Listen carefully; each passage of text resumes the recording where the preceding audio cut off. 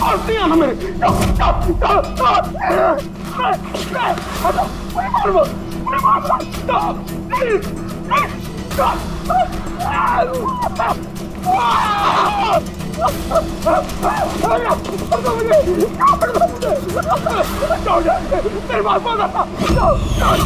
मुझे मत मारो, छोड़ दो प्लीज, मुझे मत छोड़ दो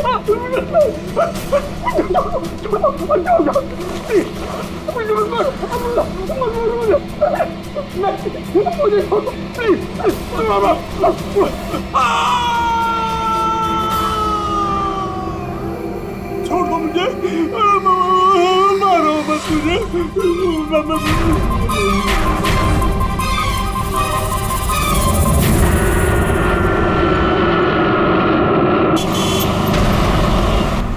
थोड़ा जल्दी चलाओ।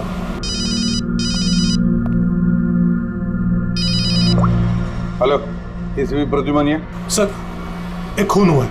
खून हुआ? कौन बोल रहा है? शहर के मशहूर बिजनेसमैन जयंतीलाल जी का खून। जयंतीलाल जी का खून हुआ है? कौन बोल रहा है ये? देखिए सर, मैं कौन बोल रहा हूँ ये इम्पोर्टेंट नहीं है। इम्पोर्टेंट ये है कि सेठ जी का खून हुआ है और उनके घर वाले उनकी बॉडी को अंतिम संस्कार के लिए लेकर जा रहे हैं। देखिए सर, अगर बॉडी जल गई तो खूनी कभी नहीं पकड़ा जाएगा। आप देरी मत कीजिए प्लीज, जल्द से जल्द जाकर बॉडी जलाने से रोकिए। हेलो, आप कहां से बोल रहे हैं? कौन है आप? Hello, damn it.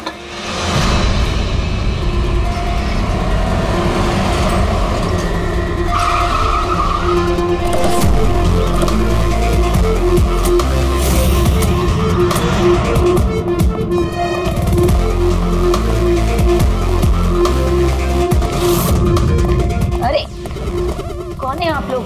ऐसे कैसे घर में अंदर आ रहे हैं? हम लोग सीआईडी से हैं। घर के सारे लोग कहाँ हैं? सर वो लोग तो साहब की बॉडी लेकर शमशान घाट गए हैं। शमशान घाट गए?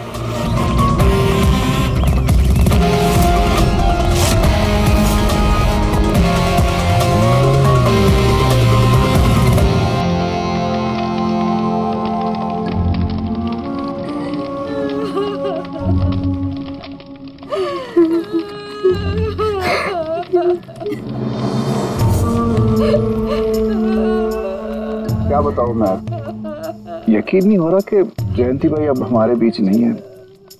15 साल पुरानी दोस्ती थी मेरी। वो तो मेरे बड़े भाई जैसे थे।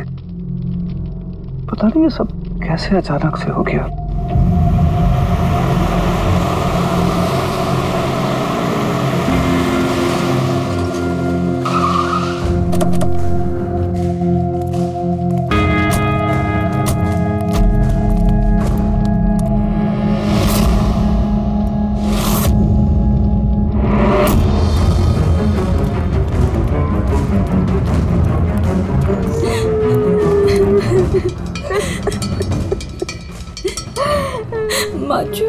Excuse me.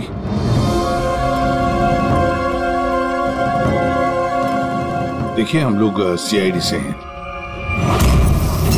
हाँ? जयंतीलाल जी के परिवार वालों से मिलना चाहते हैं।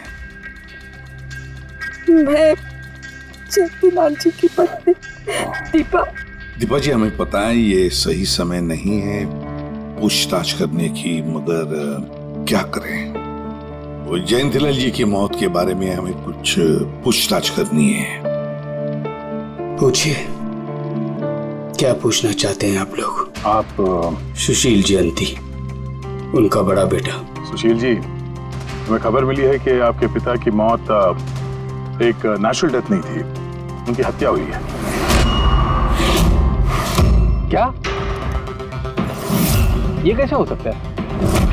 I'm डॉक्टर सूरज, मैं जयंतीलाल का फैमिली डॉक्टर हूँ।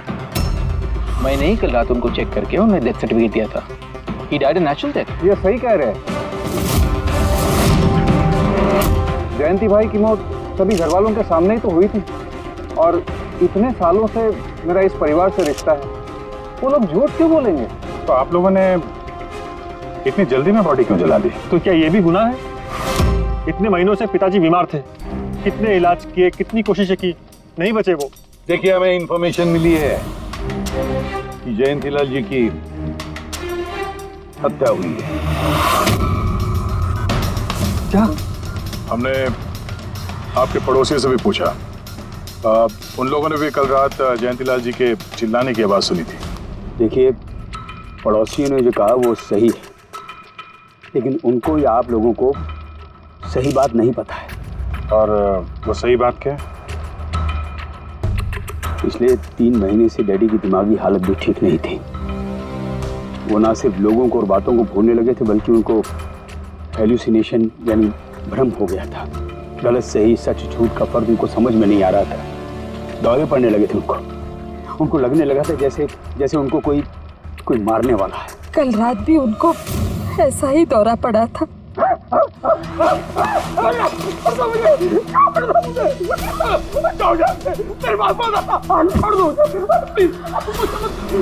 शांत, कूल। इंजेक्शन गई। Fast, come fast. डैडी, शांत, रिलैक्स। कुछ नहीं होता है। बच्चों की तरह क्यों जिद कर रहे हो? सुशील जी, उनका स्लीव ऊपर करो। जाने दो, मुझे मारो। बस।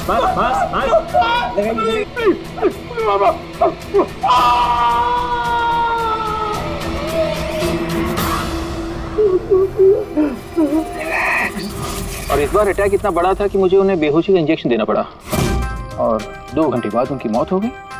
मैं आपको सारी डिटेल्स दे सकता हूँ, उनकी मेडिकल रिपोर्ट्स, मेडिकल हिस्ट्री, दवाइयाँ, सब कुछ दे सकता हूँ मैं आपको। हो गई तसल्ली आपको? अब हम अपना काम कर लें। इतनी जल्दी भी क्या है हेमंत? जरा सच तो सामने आ जाए।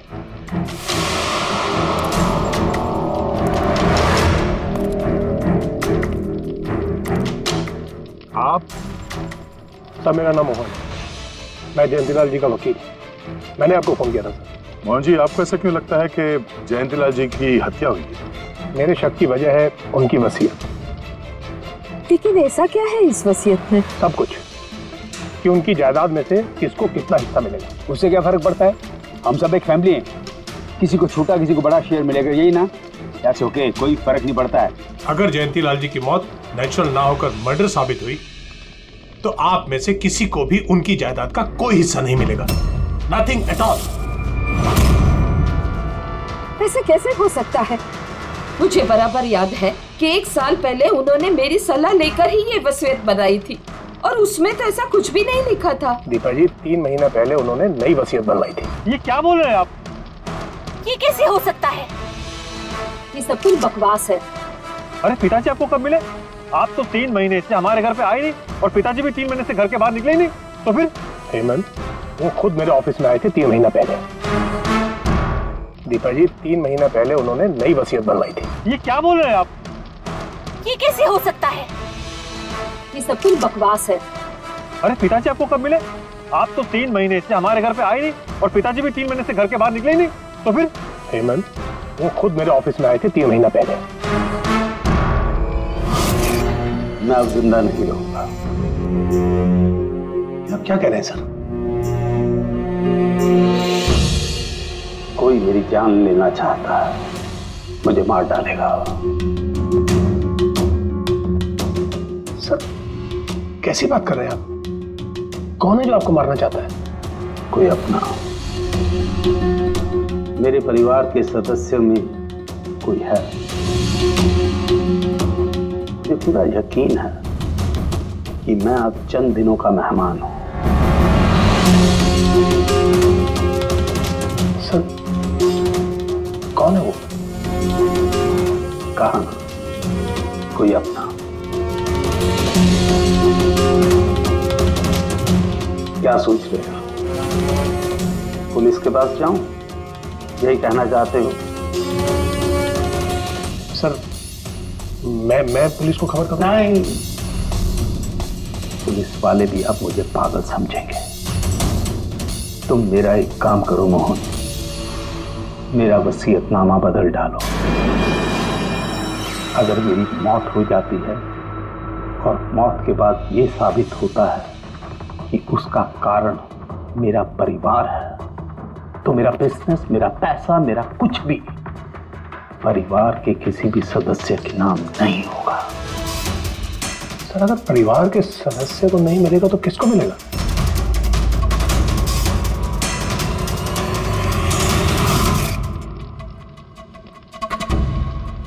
हमें नहीं तो किसे मोहन? जायदाद किसको मिलेगी? सीआईडी को।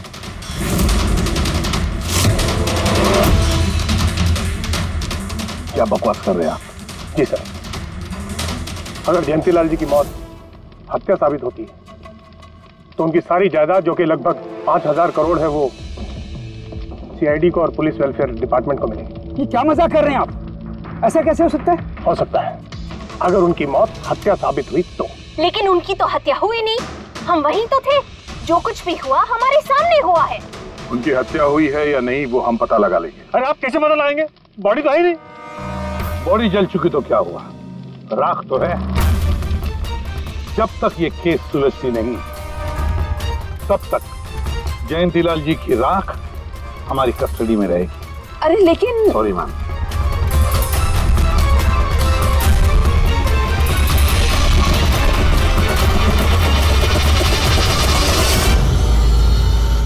मोहन जी। सर जरा बताइए, क्या जयंतीलाल जी ने खुद आपसे कहा था कि उनके परिवार वालों में से कोई है जो उनकी जान लेना चाहता? जी सर। क्यों?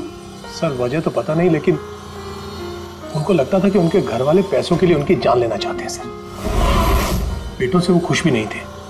वो चाहते थे कि हेमंत और सुशील उनके साथ बिजनेस में हाथ बटाएं, उनके साथ बिजनेस करें, लेकिन ऐसा हुआ नहीं सर। ऐसा क्या हुआ? सर दोनों ने अपना अलग अलग बिजनेस शुरू किया लेकिन उसे भी चला नहीं पाए। और हेमंत सर वो तो एक नंबर का अय्याश निकला। उसने सेठ जी के सारे पैसे उड़ा दिए। सर बाप बेटे में हमेशा खटर पटर चलती रहती थी, कभी बनी नहीं बाप बेटे में। बनती नहीं थी, मगर हम बाप बेटे तो थे। मुझे पैसों की बहुत जरूरत थी, लेकिन इसका ये मतलब थोड़ी है कि मैं अपने पिता को ही मार दूंगा। मार भी सकते हो। आखिरकार दुनिया में आधे से ज्यादा गुनाह तो पैसों के लिए ही होते हैं। फिर तो सुशील भैया की वजह मुझसे बड़ी थी। उनका पिछला बिजनेस उन्होंने घाटे में बंद किया और अभी जो है वो नुकसान में चल रहा। सर मार्केट का बहुत पैसा है उनके ऊपर, और डैडी भी इस बार सुशील भैया की मदद करने के लिए रेडी नहीं थे। सर मैं मानता हूँ कि डैडी नाराज थे, नहीं दे रहे थे मुझे पैसे, पर मुझे ये भी पता है कि वो मुझे और मेरे परिवार को मरने के लिए नहीं छोड़ सकते थे। खून में उनका खून तो हो, इसीलिए पैसों के लिए अपनों का ही खून बहा दिया। सर एक आइडिया है। क्या है कि अब जो हुआ सो हुआ, उसको बदला तो नहीं जा सकता, लेकिन इस सिचुएशन से अपना फायदा जरूर निकाल सकते हैं। क्या मतलब? वो सर आप ये मामला सुलझा दीजिए। मान लीजिए कि नेचुरल डेथ थी, अब वसीयत के हिसाब से पैसे सीआईडी और मुंबई पुलिस की जगह हमें मिलेंगे जो उसके असली हकदार हैं। नहीं, आप लोगों का जो नुकसान हुआ होगा वो हम आपस में समझ लेंगे ना। सुशील जी, हर आदमी एक जैसा नहीं होता, और दोबारा ऐसे बात करने की गलती नहीं करना, समझे? तुम अपनी दादाजी से बहुत करीब थी ना? दादाजी मुझे बहुत प्यार करते थे। हम दोनों बेस्ट फ्रेंड्स के जैसे थे, एक दूसरे से सारी बातें शेयर करते थे। कभी दादाजी ने तुमसे कहा था कि उनकी जान को खतरा है, कोई उन्हें मारना चाहता है, ऐसे कभी कुछ कहा था उन्होंने? उन्हें हर किसी से डर लगता था। दादाजी सिर्फ मेरे पे विश्वास करते थे, बाकी उन्हें सबसे डर लगता था। तो उन्हें लगता था कि कोई उन्हें मार देगा। चलो दादू, अब हम खाना खाएंगे। क्या ये? चलो चलो चलो चलो दादू, मुझे आ वो सब लोग इसमें जहर मिला के मुझे मारना चाहते हैं। कौन मारना चाहता है दादू आपको? वो सब लोग मिले हुए हैं, सब मेरे खिलाफ साजिश कर रहे हैं। तुम मत खा, अरे फेंक देते, मर जाएगी। दादू आप मेरा विश्वास करो, ये खाना मैंने अपने हाथों से बनाया, इसमें कुछ नहीं है, इसमें जहर भी नहीं, कुछ नहीं है दादू। आप मेरा विश्वास करो। देखो देखो देखो, मेरे हाथों में खा रही हो ना, देखो देखो, मुझे कुछ हुआ, मैंने अपने हाथों से बनाया। चलो दादू, चलो चलो चलो, खाओ खाओ खाओ खाओ। गुड दादू, गुड दादू। चलो एक और बाइट, जल्दी से जल्दी से जल्दी से जल्दी से एक और बाइट खाएंगे। अच्छा है ना दादू? गुड गुड, चलो चलो। कितना प्यार करती है तू, मेरा कितना ख्याल रखती है, बाकी सब लोग मेरी दौलत के पीछे हैं, मुझे मार देंगे। दादू आपको कुछ नहीं होगा, आपका बहादुर बच्चा है ना इधर, मैं आपको कुछ नहीं होने दूंगी। देखो अब तुम घर जाओ, जाओ, और देखो किसी भी चीज की जरूरत पड़े तो मुझे फोन करना, ठीक है? जाओ।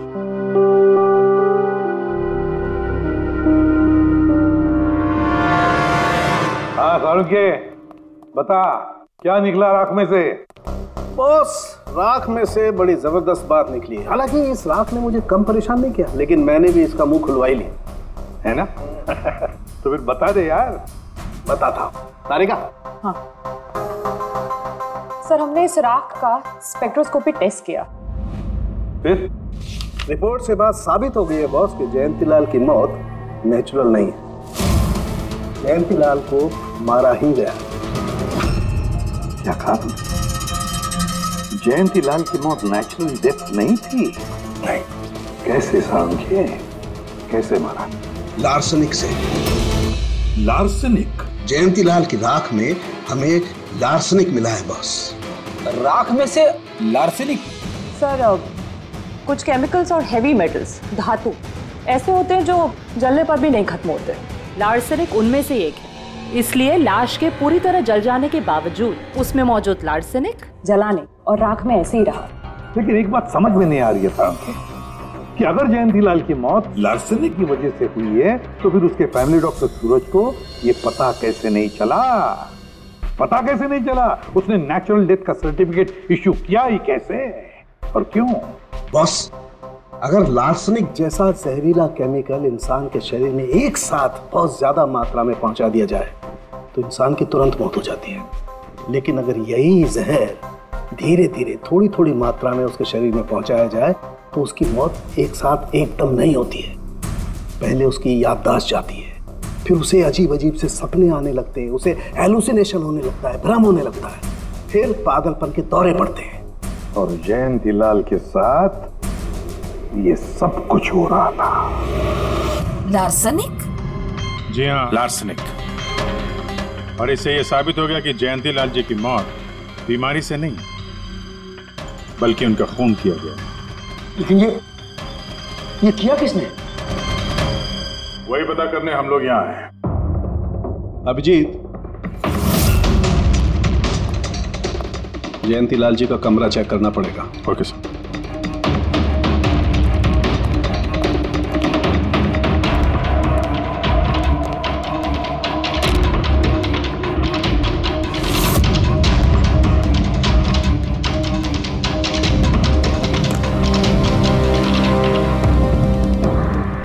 हम पे शक कर रहे हैं?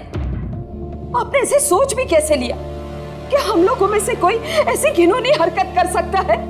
ऐसा कुछ नहीं है माँ, ये सब इनकी चाल है। डैडी की प्रॉपर्टी इन्हें मिल जाए इसके लिए मनगढ़ंत कहानी बना रहे हैं ये लोग।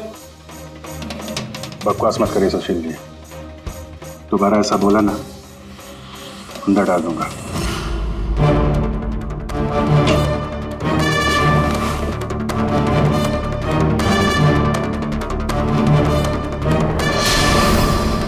आप धमका कर हमें चुप करा सकते हैं लेकिन कुछ साबित नहीं कर सकते।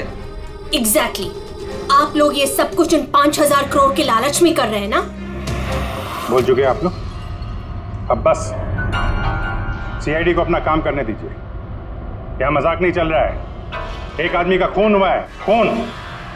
आप सबकी भलाई इसी में है कि हमारे साथ कोऑपरेट करें। अच्छा, अब सीआईडी धमकाने भी लगी है। ये धमकी नहीं है, ये आशी आशीष आशी बेटा, आशी क्या हो गया? आशी बेटा, आशी बेटा उठो। आशी आंखें खोलो, क्या हो गया तुम्हें? आशी आशी बेटा क्या हो गया? अरे जरा देखो इसे भी, क्या हो गया मेरी बच्ची को? आशी क्या हुआ? आंखें खोलो हो गया। आशी बेटा, आशी बेटा, आशी आशी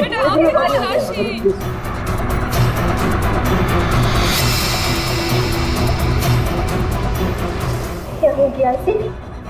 आशी इसे हॉस्पिटल ले जाना पड़ेगा फौरन। हाँ पंकज, क्या? माय गॉड, ये अच्छा ठीक है। क्या हुआ? ये डॉक्टर सूरज ने आशी के कुछ टेस्ट किए थे, पता चला कि उसके खून में भी लार्सेनिक है। लेकिन सर, लार्सेनिक आशी के खून में पहुंचा कैसे होगा? सर ऐसी कोई कॉमन चीज जो जयंती लाल जी और आशी दोनों के कांटेक्ट में आई हो? खाना। अब आशी ने बताया था ना कि कुछ दिनों से जयंती लाल जी का खाना वो खुद टेस्ट कर रही थी। नहीं बस खाना नहीं, ये कुछ और है। ये सालू के साहब, ये आपको कैसे पता चला? बताता हूं। बस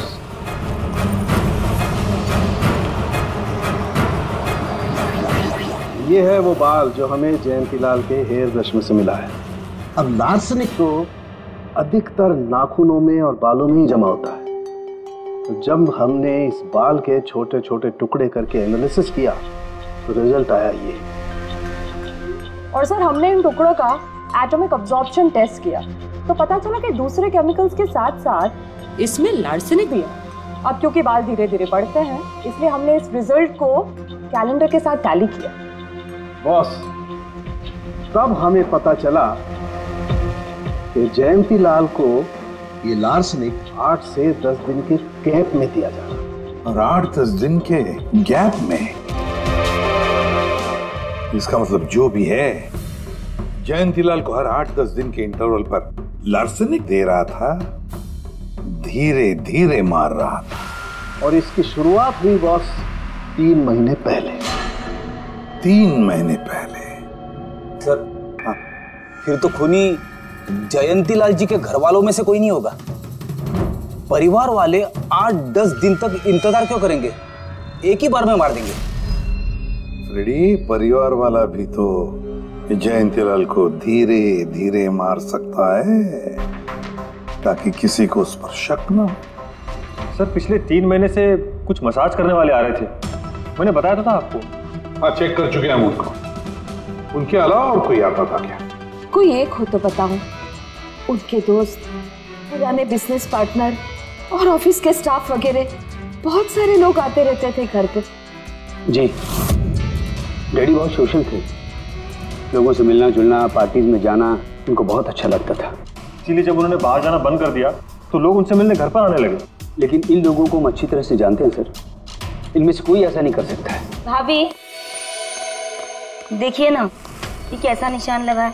4 बार धोया, 4 बार छुटाया, फिर भी नहीं हट रहा। अरे ठीक से धो ले, साफ हो जाएगा। अरे भाभी कितनी बार रगड़ा, नहीं जा रहा। और जाएगा भी नहीं, क्योंकि ये दाग खून का है। खून? जी हाँ। सुनिए, आपके कुर्ते पे ये खून का दाग कहाँ से आया? आपको कहीं चोट लगी है क्या? क्या हुआ आपको? मुझे नहीं पता। अरे मुझे मेरे कुर्ते पर कहाँ से आया? मैं खुद हैरान हुआ था कल जब मैंने इसे देखा। तो कल लगी आपको ये चोट? नहीं, मुझे कोई चोट नहीं लगी। हाँ, जब मैं कल लोगों से मिल रहा था तब ये खून का दाग लगा मुझे।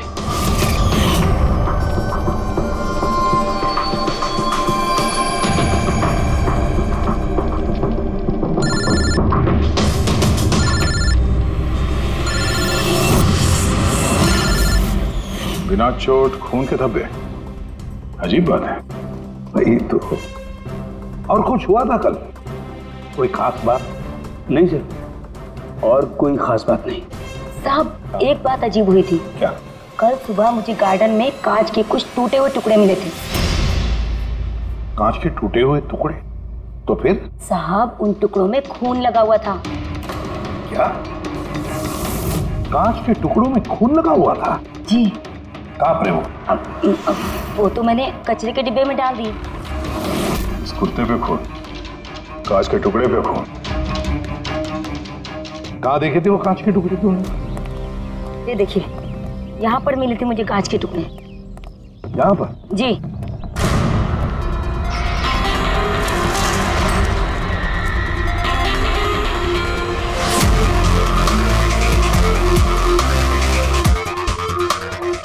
टूटा हुआ बल्ब है सर। बल्ब का टुकड़ा मिला क्या उसके?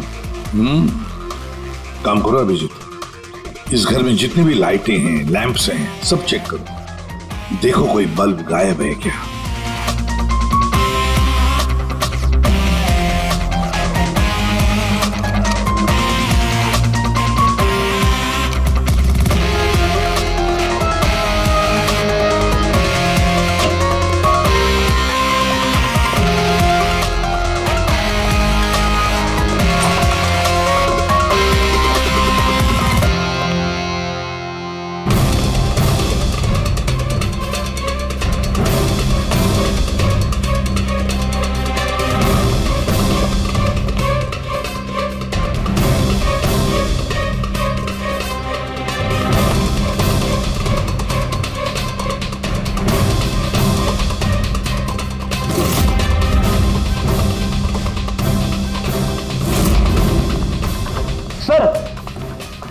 सब जगह देख लिया, कांच का टूटा हुआ सामान कहीं पे भी नहीं है।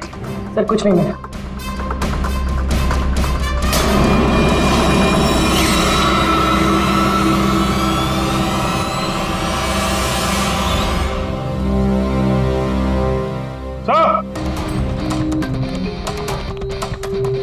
हाँ अभिजीत, ये सही है, देखिए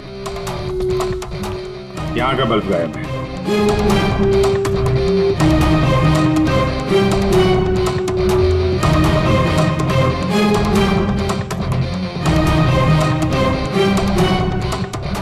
बड़ी अजीब बात है, ये लैंप तो बिल्कुल ठीक था।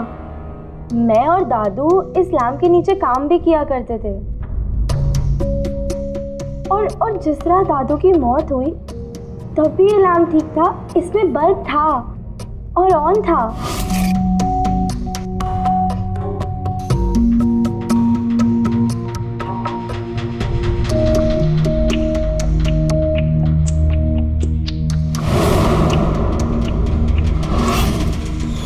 तो फिर इस लैंप से बल्ब अचानक गायब कैसे हो गया?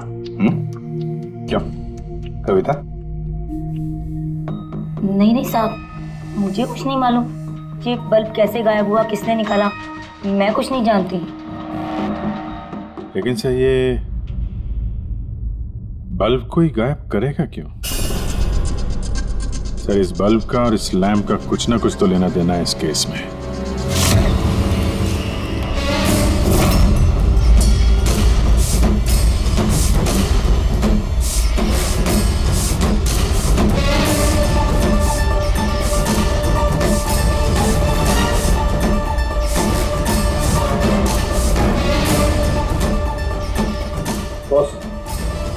ये धब्बे देख रहे हो? ये धब्बे लार्सनिक के हैं। लेकिन लार्सनिक के धब्बे पूरे लैंप पर कैसे हैं? बॉस, हुआ ये होगा, खूनी जयंतीलाल जी के घर पे आता होगा हर 8 या 10 दिन में। नमस्ते साहब। साहब ऊपर है अपने कमरे में।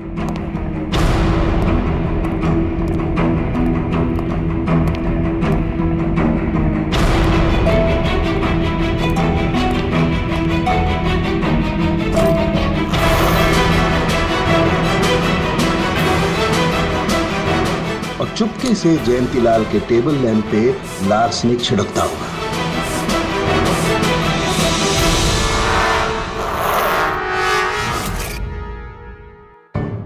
शायद जयंतीलाल जी हमेशा इस टेबल पर बैठ करके काम किया करते थे।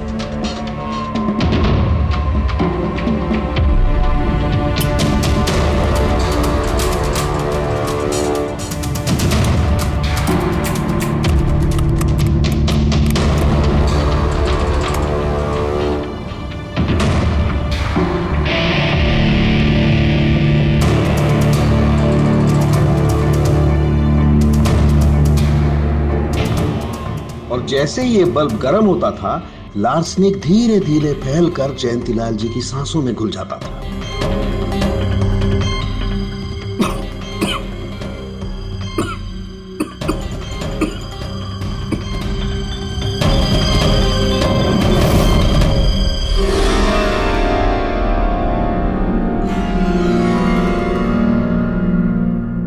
सालों के साथ आशी को लार्सेनिक का इतना असर क्यों नहीं हुआ? उसे लार्सनिक का इतना असर इसलिए नहीं हुआ फ्रेडी, क्योंकि वो यहां हमेशा नहीं रहती थी, कभी कभी आती थी अपने दादाजी के पास।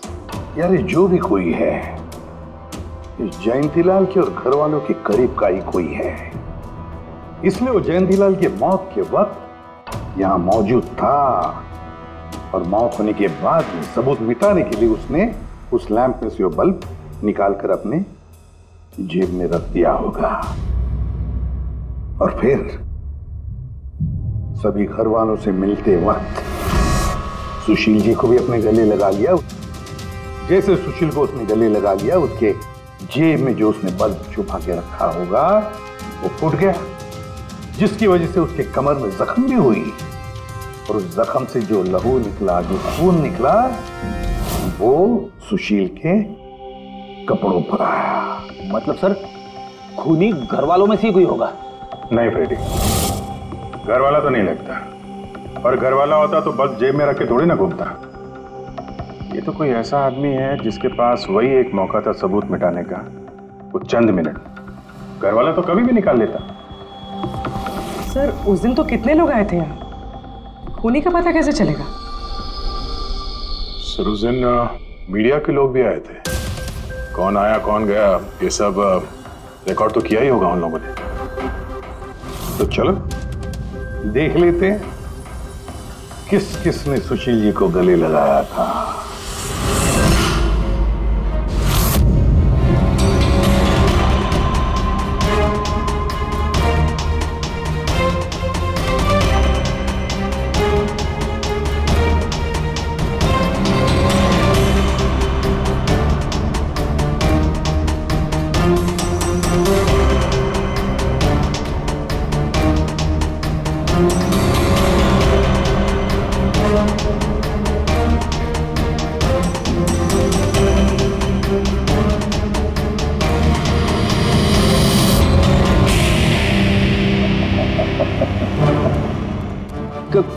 क्या हुआ सर, खूनी का पता चल गया?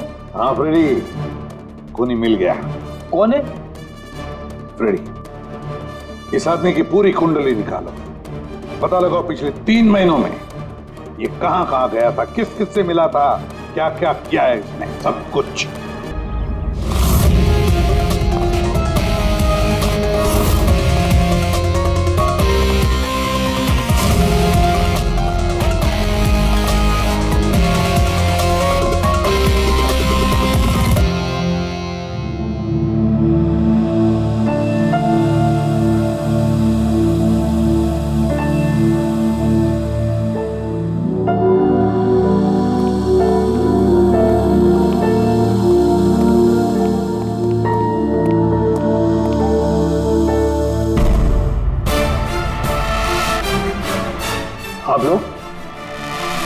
आप लोग फिर यहाँ हैं?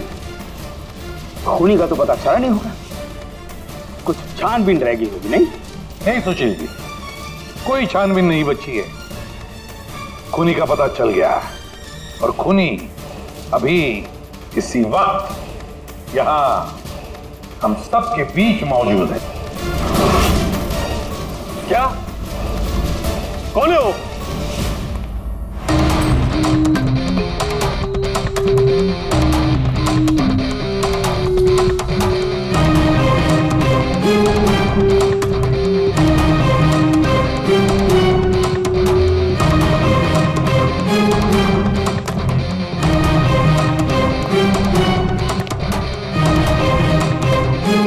अरविंद जी,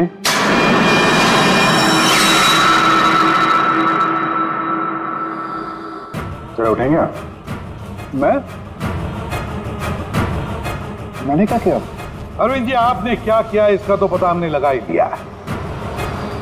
बस अब आपके कारनामे हम आप ही के मुंह से सुनना चाहते हैं। क्या बकवास है ये? आप मुझ पर इल्जाम लगा रहे हैं। आपको क्या लगता है कि मैंने जयंती को मारा? अभिजीत, मौका मिला था, मान जाते तो सबके सामने कपड़े नहीं उतरते। तेरा एक कुर्ता उठाना। क्यों? अरे उठाओ सर। क्यों?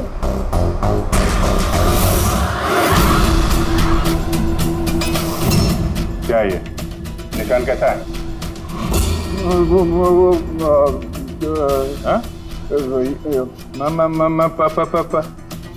कौन सी भाषा बोल रहे हो तुम? हिंदी में बोलो, हिंदी में, मातृभाषा है हमारी। भूल गए क्या? याद दिलाओ। हाँ? नहीं सर,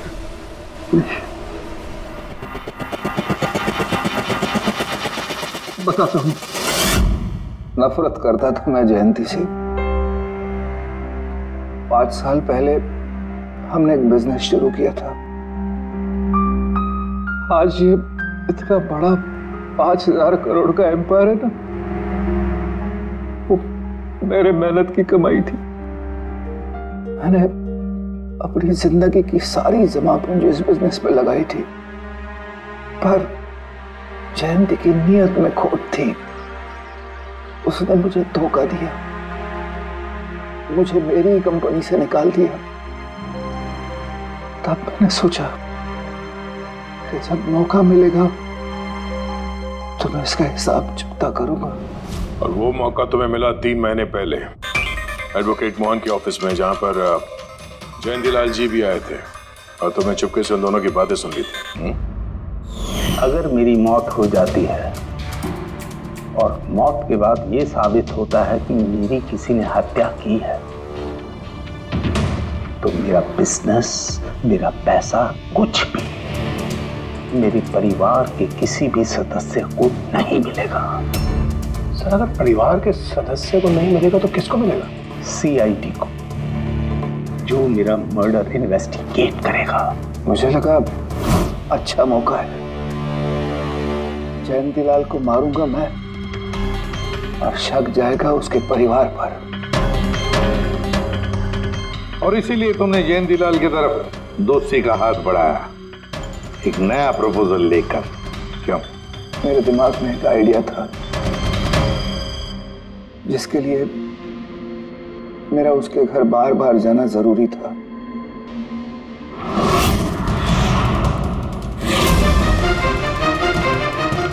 साहब ऊपर है अपने कमरे में।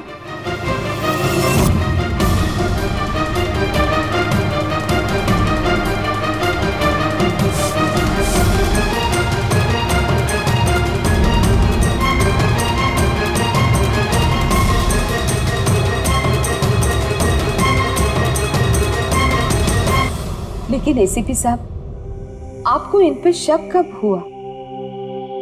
दीपा जी, जयंतीलाल जी की अंत्येष्टि के दिन जो मीडिया कवरेज हुआ था, जो मीडिया वालों ने वीडियो फुटेज लिया था, उसकी मदद से जयंतीलाल जी के अंत्येष्टि के दिन घर के बाहर जो इन्होंने कुर्ता पहना था, शमशान भूमि पर वो कुर्ता बदल दिया गया था, क्योंकि उस पर खून जो लगा हुआ था। क्यों Arvind ji?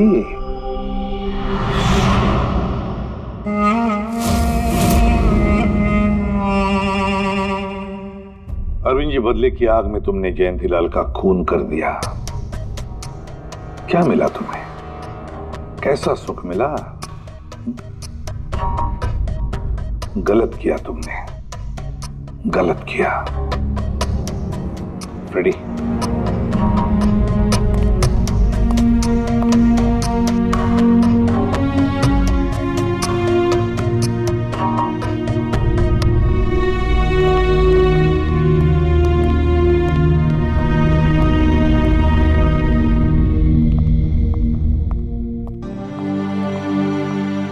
Thank you sir, thank you very much, and we are sorry, हम लोगों ने आपको काफी बुरा भला कहा। दरअसल हमें लगा कि पैसों के चक्कर में आप हम परिवार वालों को इस केस में कल्प्रिट बनाने की कोशिश कर रहे हैं। नहीं, कोई बात नहीं। ACP साहब, मैं मेरे पति की अंतिम इच्छा पूरी करना चाहती हूँ।